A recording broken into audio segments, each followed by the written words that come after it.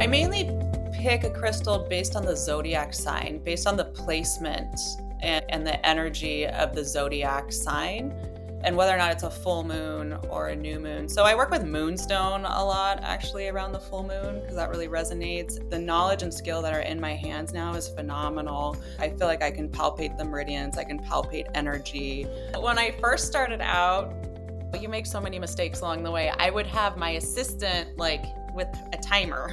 If usually I'll treat them like one or two times, and if they're not responding, which is very rare for back pain, then I'll say, okay, looks like you need a private treatment. Let's get you in a private room, and they're fine with that.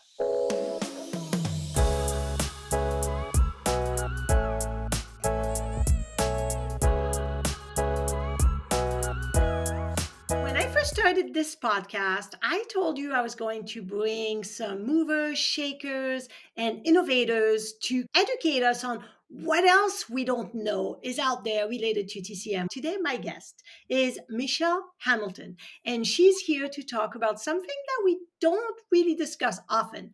First, community acupuncture. How does that work? How does the whole community acupuncture can help the practitioner and the patients really connect?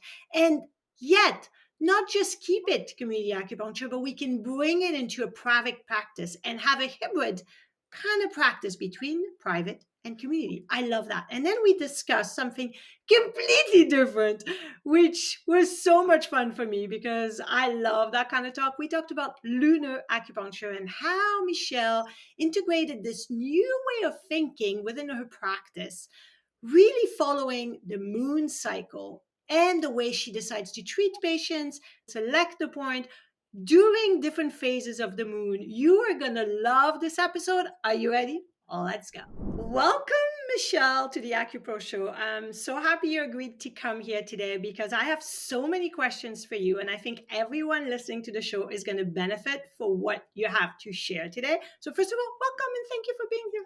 Oh, thank you. Thanks for having me. I'm honored that you're taking the time to sit down with me. I'm so excited to meet with you. Me too, because we haven't connected before, and you are in San Luis Obispo. Is that how you say that? That is right. Good job. They call it not LA, not the Bay. So it's halfway between Los Angeles and San Francisco. You're on the water. I love it. Yeah, it's a little college town. I actually was born and raised here, went away for school. I went to Emperor's College and then came back and set up my practice here 14 years ago. So you've been practicing for 14 years, but you're also a massage therapist as well. So I wanted to know which route you took. Did you do massage first and decided I need to add some more things with acupuncture, or did you do that reverse? Tell us, go through the journey of how you became an acupuncturist and a massage therapist. Sure. Yeah. Originally, I wanted to be an acupuncturist, and I met with an acupuncturist when I was considering it. And I told her because I was checking it out, and she said, oh, you should go to massage school first and see if you actually like people, if you like touching people, working with people. And that was great advice. So I went to massage school first, and that was a great introduction to the human body. My hands got very educated and smart. I've been doing massage therapy for over 20 years. The knowledge and skill that are in my hands now is phenomenal. I feel like I can palpate the meridians, I can palpate energy. I went into acupuncture school with already 8 years of massage therapy experience, and I really feel like I had a leg up on everybody. I could identify where a scapula was. I'd be like, oh, it's right here. And other people were trying to find it or not as comfortable palpating the human body. So that's how that led into my acupuncture training. And then it was interesting, once I went to acupuncture school, I thought, oh, for sure, I'm going to ditch this massage gig because I paid all this money to become an acupuncturist. And why would I want to do massage anymore? And after I graduated, I still had all these massage clients that kind of got me through acupuncture school, and I continued to see them. And of course, they wanted to see me as an acupuncturist. So I started to blend the modalities together. And then I started to find that I was actually a really unique acupuncturist and that I offered both. And I found that the modalities actually worked really well together, and there was a big demand for someone that could provide both. So that's one of the things that's unique about my practice is that I provide a lot of massage sessions where I do acupuncture and then I do massage at the end. I really think they work beautifully together. I think they're meant to work together. Acupuncture does a great job of moving energy, and then the massage comes in and works on the soft tissue level and reinforces the work that we do. And I like the idea of people leaving your clinic feeling good, right? Like after a massage, you always feel good. You walk away feeling like, I want to do that again. I want to schedule that again. So that's one piece of my practice that's really popular and I think really sets me apart that I wasn't expecting to happen, actually. You're absolutely right that doing massage therapy will give you a leg up because in massage school, you spend so much more time, first of all, understanding the layers of the muscle, the ligament, the joints, how to palpate, which I think in TCM or acupuncture school, we don't do enough palpation of the bodies. In Canada, in our TCM college, we did not do cadaver lab to understand the surface, the anatomy of the body in a real person. And so I did that on my own after, and I took some cadaver lab to understand. And the teacher was actually really good because he allowed us to needle the cadaver in order to see how deep Oh, that's looking cool. at all I know It's we went neat. through all the layers and you could see how deep you're going and through all the muscles, and I remember doing the rhomboids, and it was just so great. And when you do massage therapy, you have such a better understanding of the human body, specifically the musculoskeletal body. So I think that gives you such an advantage. And I love that you did that. And I wish that in TCM college, we would have a little bit more of palpation because you're right, with 20 years of palpation, you can really feel the body in a way that most of us practitioners cannot. So kudos for you. That's amazing. You did that. So I love that. And it's a great way to build your practice too. A lot of times people are tentative to try acupuncture, but they're comfortable booking a massage, you know? So they'll book a massage just to check you out. And that's a lot of how I built my practice. I was at an integrative clinic and they'd schedule a half an hour massage and they'd end up talking to me the whole time about their injury, what I would suggest, and I would check it out. I'd say, I think you would benefit from 6 acupuncture visits. I don't think massage is the route you should go with this. And then by the end, they would go that route. It ended up being like a consult and a massage at the same time. And I was building rapport and trust. So it was cool. Yeah, it worked out that way. And I think that's exactly it. Not only that, but you can educate the patient about it, Yeah. right? While they're receiving your treatment and connecting with you through the tactile touch modality, you are also educating them that, oh, acupuncture can help that. I didn't know. Or maybe I'm open to give it a try because now, like you said, I trust you. I know you. Let's give it a try, see what happens. So that's really a good marriage, a good partnership to have those two together. So I think that was amazing. I love the name of your clinic. It's called the Zen Den. So I love that. First of all, because it rhymes. It has the word Zen in it. So you're already relaxed before you go right through the door. So I love that. I think that was a great idea. And it's a den. We're going to talk about why it's called a den, because in a Yeah. den, usually there's more than one person, right? There's a few people. So what you have done is you started a community acupuncture clinic. I wanted to know, why did you start a community acupuncture? What made you want to do that? In Vancouver, we have about 3 community acupuncture clinics, and there's 2 million people here. So it's not very popular at all. I don't know how many clinics there are in the US that are community acupuncture, but in Canada, it's not very big. So I want to really introduce everybody to understand how great it can be for Yeah. patient perspective, but also from practitioners. So can you share that? Yeah, also not very common in the States as well. I am the only community acupuncture clinic in my county. So, why did I open a community acupuncture clinic is the question. When I first graduated from school, I was not interested in opening a community acupuncture clinic. I was very much into the one on one model, like we were taught in school. I was in an integrative clinic working alongside chiropractors and massage therapists, building my practice, and I was very successful at that. I had 3 treatment rooms. I was seeing a patient every 20 to 30 minutes. My schedule was full. I was booked 2 weeks out. I had reached what we were taught was the pinnacle of success. I had some problems with that.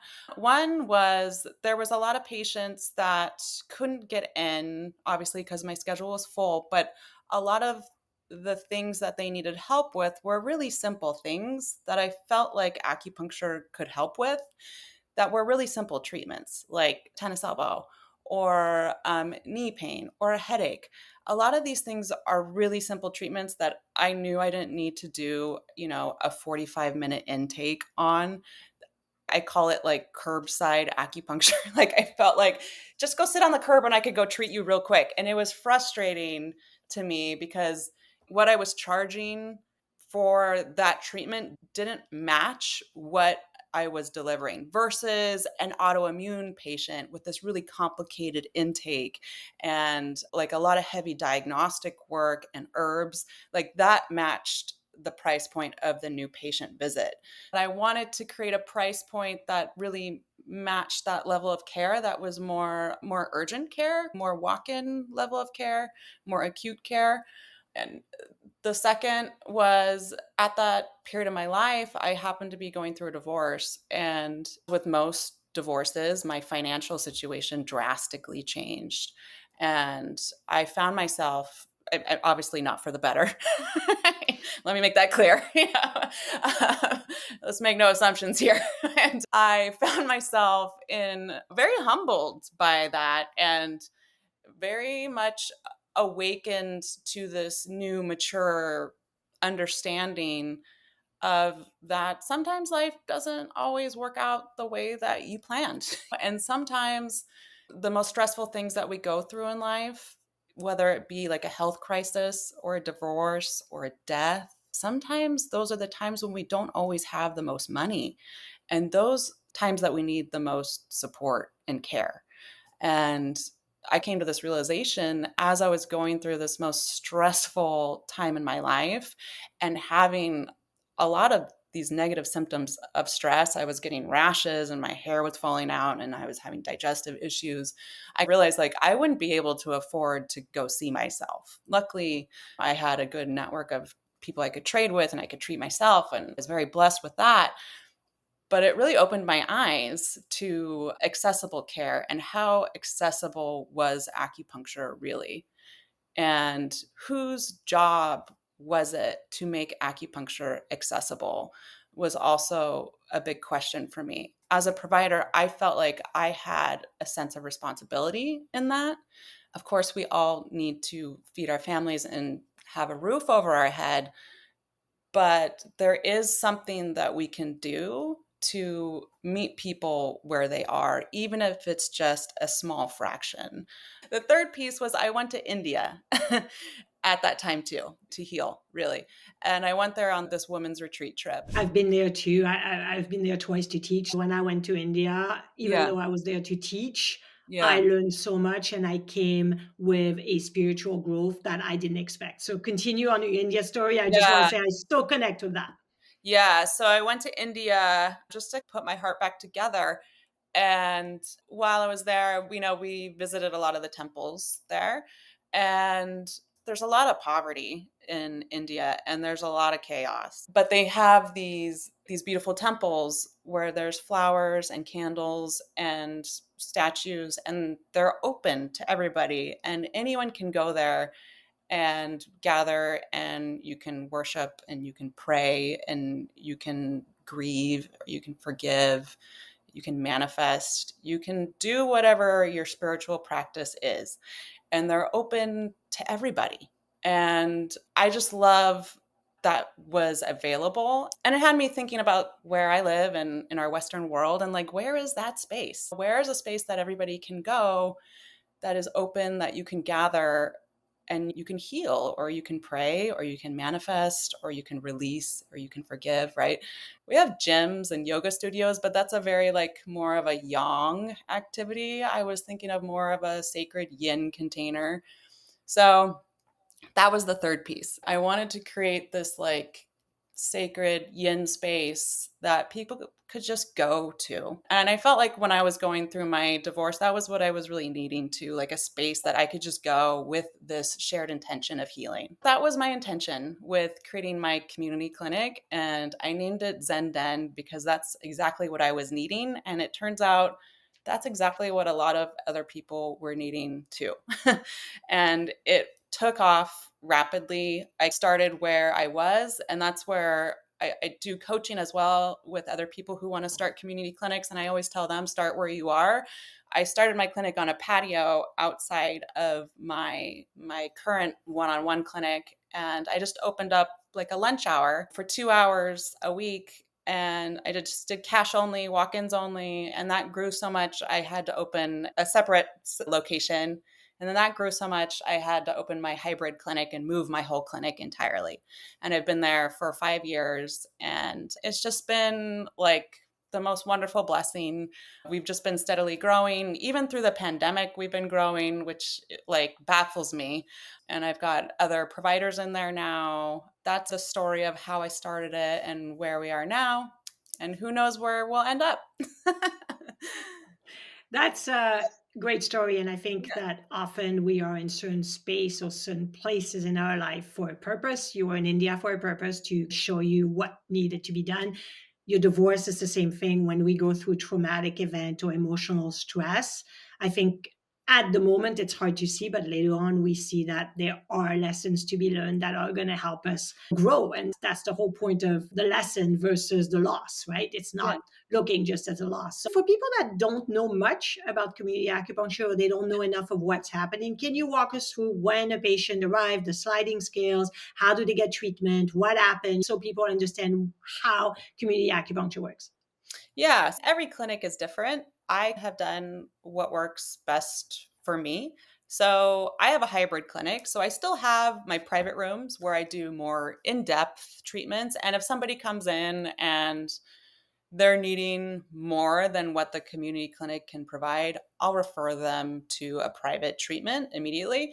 But if you're coming in for a community treatment, we offer a sliding scale. Right now, our scale is $33 to $55. The patient decides how much they would like to pay. We don't verify income, but we have a whole print up about the sliding scale that kind of explains our sliding scale and how it works. And we do also offer membership program, which is interesting. It's like a gym membership. You get auto debited a flat rate and you get 4 visits a month or 8 visits a month. That's awesome. Patients love that. A lot of people use that as more of a wellness care, like a wellness membership. A lot of people, they'll fire up their membership during allergy season, which is horrendous around here.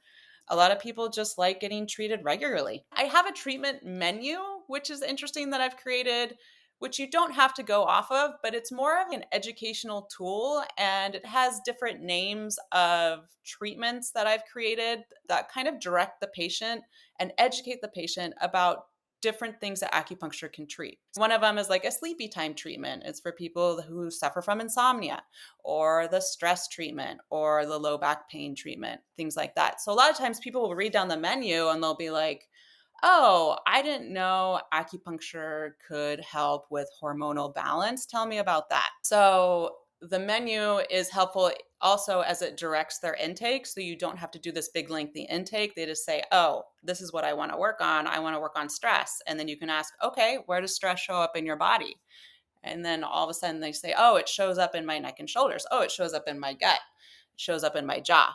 I have a headache, right? So then you can start to define, okay, you start thinking about what points I'm going to pick, what my diagnosis is going to be, instead of going at it from more of a traditional TCM diagnosis. You're more starting with what they want to work on and backward engineering your diagnosis from there.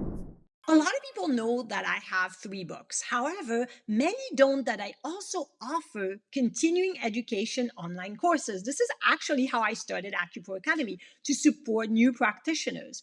You can choose from TCM treatment for common mental disorders, fertility, pregnancy, thyroid disorders, but also specific ones like scalp acupuncture or cosmetic acupuncture online course. All these are pre-recorded, so you can watch them on your own time. And since you have access to them forever, you can revisit the information anytime you need. You will receive a certificate with your name on it after you pass a multiple choice quiz. And if you're truly not satisfied with any of my online courses, I offer a 7-day money back guarantee as I stand behind my products and truly, truly want you to benefit from them.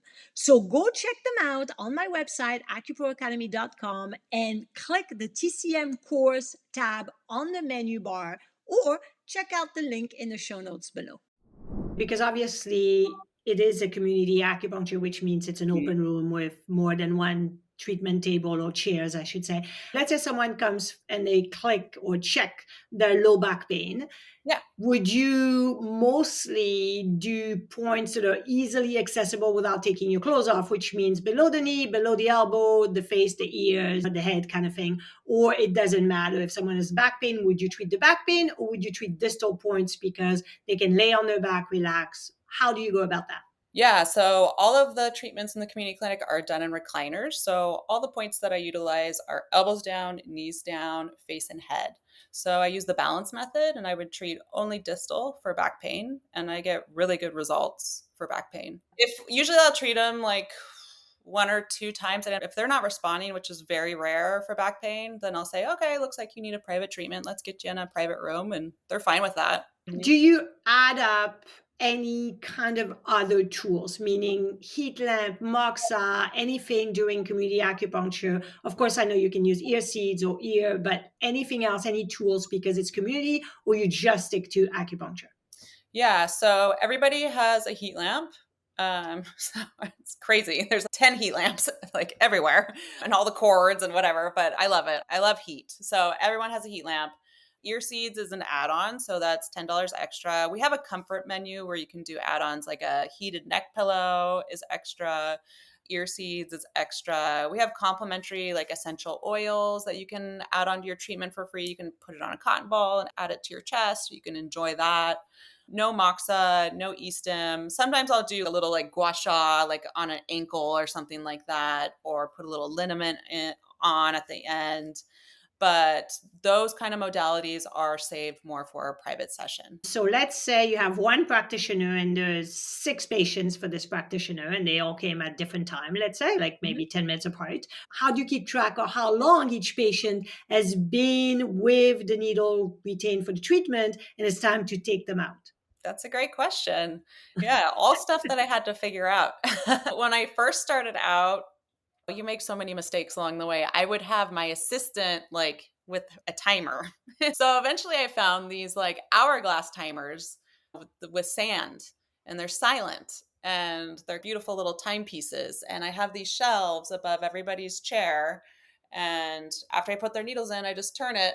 And so I can look along the wall where everybody's chair is and I can visually see when they're done. So I can just walk down the line and be like, okay.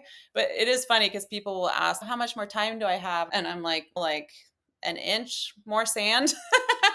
I don't know, So that's how I keep track and it works great. Yeah, I love it. I think it's a fantastic, innovative idea. Once you take the needles out, do people automatically rebook? Do they just walk in and ask for treatment right there, or do they have to make an appointment each time? How does that go for appointment perspective? So they'll go to the front desk and pay usually. And then they either rebook or book online, is usually how it works. Generally, when they leave, we tell them, like, this is what we'd recommend you come. The best part about community is to be able to say, I want to see you 3 times a week. And just to be able to say that, like the freedom that you have. And I don't know if you're like this, but especially as a new provider, I would know what they would need, but I would know what that would cost and it would stifle me. I love to be able to say, I want to see you 3 times this week and to see them say, yeah, I can do that and just be like, yes, and know they're going to get better and know that they can afford it. It just feels like a win. And they come back, and they come back in a couple of days, and you can get feedback immediately, and they say, hey, that worked, and you can be like, yes, high five, let's do it again. It just feels like less of a fight with community. So yeah, they rebook with the front desk. We also have online booking. They can book it through an app. It's super easy. We also do walk-ins. That's really popular as well. I like the whole concept of offering community acupuncture because you're right. There's people that financially I would want to benefit from this, but I can't, or I can't come many times. And coming one time, as we know, with acupuncture is not enough. You're doing the Dr. Tan's balance method. Dr. Tan used to always say, if you could treat people every day, it'd be so much better, but not everybody can come every day, right? So at least if you could see them 3 times a week, compared to on a private session, it is harder financially for people to say, yeah, sure, I'm going to pay 3 times this week. As a practitioner, you feel like, oh, I'm not serving you, I'm not helping you because I can't, because you can't afford it. Now, you are passionate about community acupuncture. You are successful with your community acupuncture at the Zenden. You even have practitioners working now because, of course, it's so popular, which is awesome. So you ended up wanting to create a course to teach other acupuncturists how to start a community acupuncture if they wanted to do like you did, help people in the community. So can you tell us a little bit about this course? The course happened on accident too. I got invited to teach one class, and the class just filled up. And the person that invited me to teach the class was like, you should sell a course at the end. And I was like, I don't have a course. She's like, well, you should sell it and then make it. That's what I did. And that was a couple years ago. And since then, I've like fine tuned and tweaked it. And I love this course. I've gotten such good feedback. Basically, what we're talking about here, my whole business in a course. I talk you through every step of the way, all my spreadsheets, all my menus, all my scripts and treatment plans, all the questions people have about my cart that I use, my timepieces, all the little things that I had to figure out to open my clinic. I feel like this course is really helpful taking you from idea to fruition, as well as all the back end stuff, like all the front desk stuff, all the booking, how to schedule people, how to talk to people about community acupuncture. I love community acupuncture. I'm so glad I made that switch. I was so afraid I was not going to make money providing community acupuncture. I thought it would be like living a life of service, and opposite happened. Actually, like everything just blew up, and my income actually doubled. And I was voted the number one acupuncturist in my county the last 4 years. So ever since I opened the community clinic, I've been voted the number one acupuncturist in the county. And I think that's just because of the exposure I've gotten. It's a volume game. Like the more people that you get to treat, the more people that get to know you, and the more people refer to you, Mhm. and you get known as the healer in your community. We're still, at least where I live, we're still educating people about what acupuncture can do. And the more we lower that barrier to people actually getting treated, and yeah, that means lowering the cost sometimes to get people in the door, to get to know you and get to know how wonderful you are and get to know how freaking awesome acupuncture is. Acupuncture rocks, right? How are they going to know it rocks if they are afraid to pay for it? So lower the barrier, let them pay for it, let them see how awesome it is. And then they're going to be a little more willing to pay for a private session or pay for a package or maybe pay for a higher price program you have. I really like that you created a course because I think some people may want to do this, may want to offer community acupuncture. Behind the whole community acupuncture, there's a business. And because we don't learn business in TCM school to start with, never mind a community acupuncture. So I like that you made a course for us because it literally helps people that are interested in doing this bypassing all the mistake, things that would set you back instead of setting you forward, so you can start and build it in the right way so it actually benefits you as a practitioner and of course your patients that are going to come through the door. Kudos for that. When I was looking into who you are, because we have never met, and I wanted to look more of what you do as well, and then you had this other side of you, which I absolutely love. Uh-oh. You talk about lunar or moon Oh, acupuncture. Following the lunar or moon acupuncture intuitive side of a practice, I just recently did a podcast on circadian rhythm, and I talk about the lunar phase and the yin phase and all this. So I want you to share, what is lunar acupuncture? How do you use it in your practice? And so, for people that have never heard of this, can you share about what lunar acupuncture is? so part of treating a high volume of patients, it really educates you as a provider. You start to learn some things. I see close to 100 to 150 patients a week, right? So you start to see these trends, right? And week after week, it was got to the point where I couldn't ignore these trends. I would see 40 people all having left side temporal headaches. And and be like, what is going on? And so finally, I went to my front desk manager at the time, and she would say, well, it makes sense with what's going on astrologically right now. And I would be like, what do you mean?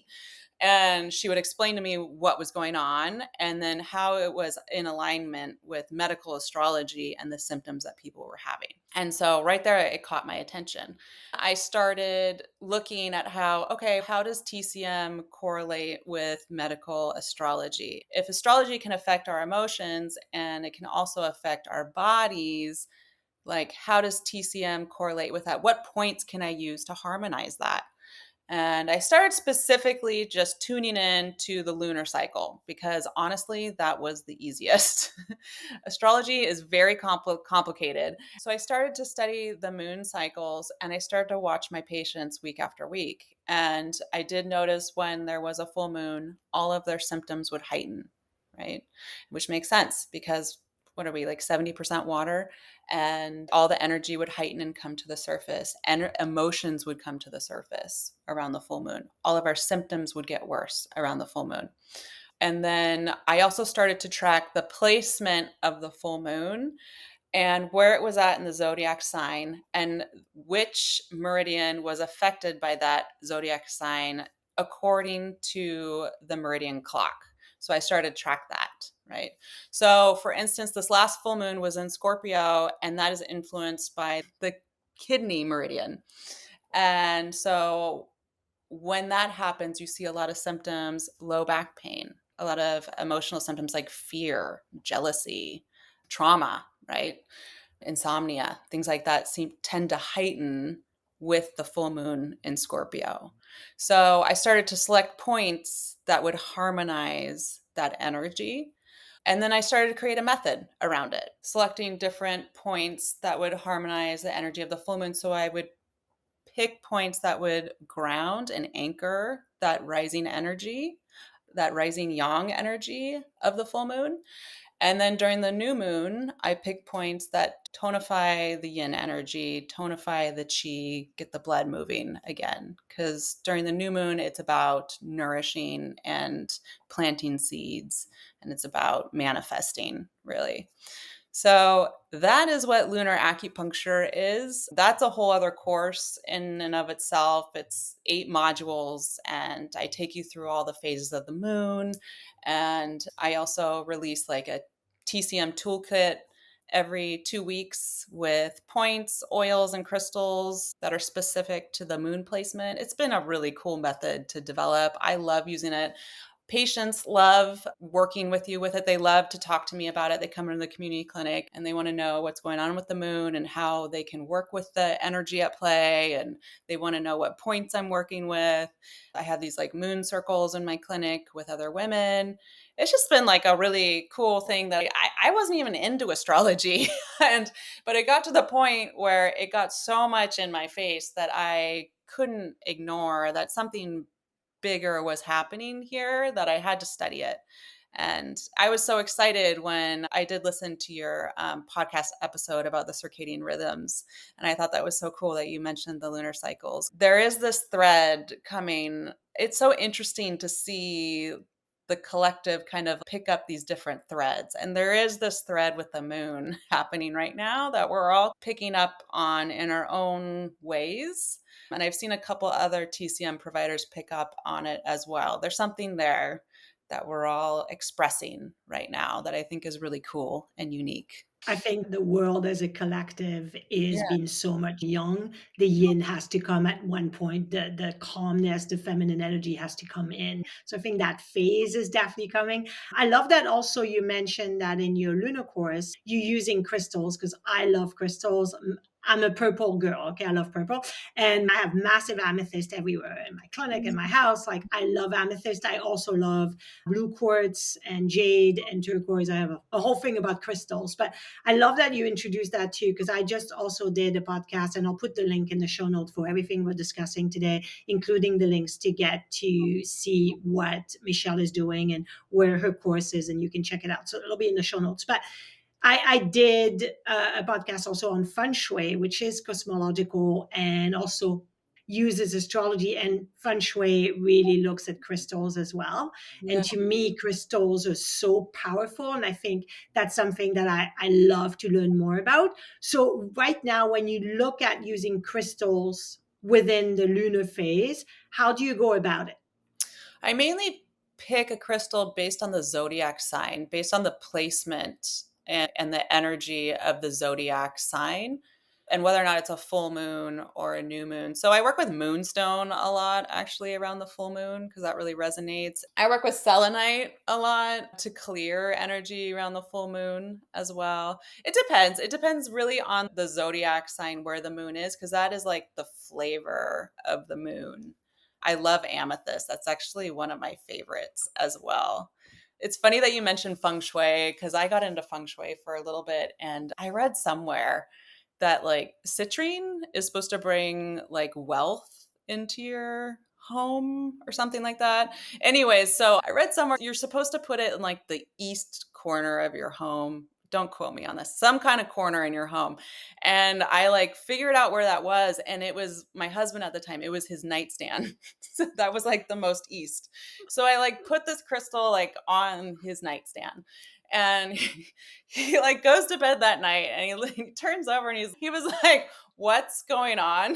Like, what is this witch stuff? Can you imagine if all of a sudden one night your wife just puts this crystal on your nightstand? Like you thought it was some like I was putting like a hex on him or something. It's so funny. I love crystals. I'm really into intention. And I think crystals are just fantastic vessels for intention, right? And you can carry them with you. And they hold their own vibration too, which makes them really unique. I really appreciate you coming in, Michelle, and I'm so glad we met because I love your energy, the way you are passionate about, obviously, community acupuncture, but also the lunar phase, which is fascinating. And this is why I think you are innovative in our field because you go and search for different things and make it your own and mold it to what feels really right into your gut and you follow your intuition. So I really appreciate you being here. And any final thoughts for anybody that's listening before I let you go? I just want to thank you so much for what you're doing and for putting your time and energy into educating other acupuncturists.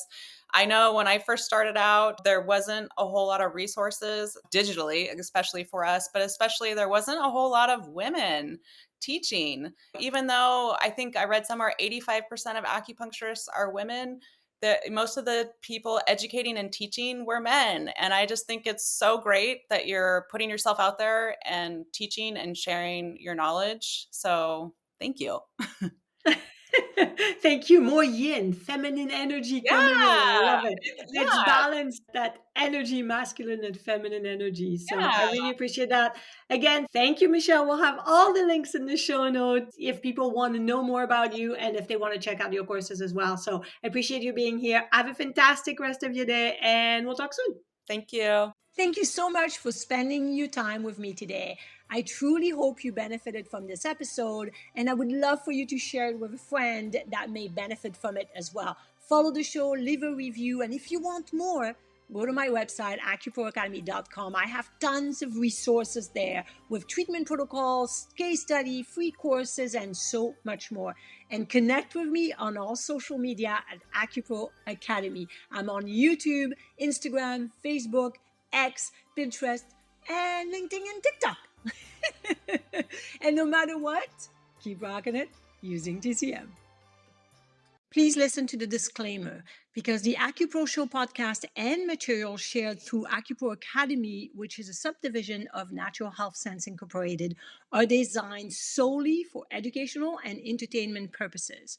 The utilization of information from this podcast or any associated material is at the user's discretion and risk. This content is not meant to replace the guidance of an acupuncturist, Chinese medicine doctor, medical doctor, physician, or any qualified professional, nor is it a substitute for proper diagnosis or treatment. Users are strongly advised not to ignore or postpone seeking medical advice for any existing medical condition with their healthcare professional regarding any health concerns.